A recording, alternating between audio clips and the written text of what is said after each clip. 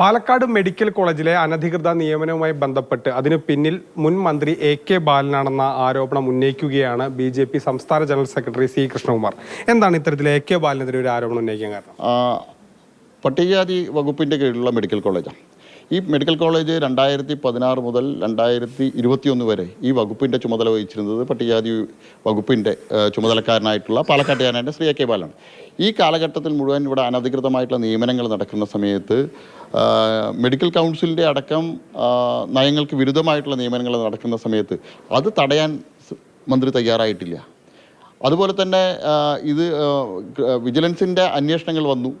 സംസ്ഥാന വിജിലൻസിൻ്റെ അന്വേഷണം കഴിഞ്ഞ് റിപ്പോർട്ടുകളെല്ലാം സമർപ്പിക്കപ്പെട്ട ശേഷം അതിൽ തുടർ നടപടികളില്ല. കുറ്റക്കാരായ ഉദ്യോഗസ്ഥന്മാർക്കെതിരായിട്ട് നടപടിയില്ല. അപ്പോൾ ഇടതുപക്ഷ സർക്കാരിൻ്റെ ഇത്തരത്തിലുള്ള അനധികൃത പിൻവാതിൽ നിയമനങ്ങൾ മുൻകാലങ്ങളിൽ പിന്തുണ കൊടുത്തത് മന്ത്രിയാണ്. ശ്രീ എ.കെ. ബാലൻ മന്ത്രിയായിരുന്ന സമയത്താണ്. അദ്ദേഹത്തിൻ്റെ ഇടപെടൽ ഇന്നും ഉണ്ടെന്നാണ് ഇതുമായി ഈ ആളുകളുമായിട്ട് ബന്ധപ്പെടുന്ന സമയത്ത് വളരെ കൃത്യമായി പറയുന്നത്. ഇതിൻ്റെ തുടർ നടപടികൾ ഉണ്ടാവാത്തത് സംസ്ഥാന വിജിലൻസിൻ്റെ എല്ലാ അന്വേഷണ റിപ്പോർട്ട് പോയ ശേഷം അതിൽ തുടർ നടപടികളില്ലാത്തത് മുൻ മന്ത്രിയുടെ ഇടപെടലാണ്. പാർട്ടിക്ക് വേണ്ട ആളുകളാണ് അവിടെ നിയമിക്കപ്പെടുന്നത്.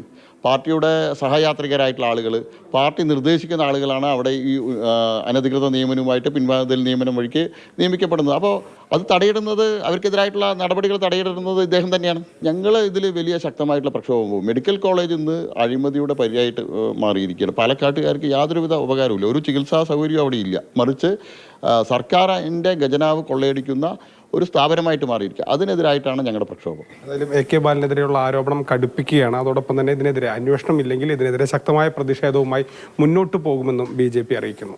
മൽഘോഷി മോഹനൊപ്പം ഗോകുൽ വി.എസ്, മാതൃഭൂമി ന്യൂസ്, പാലക്കാട്.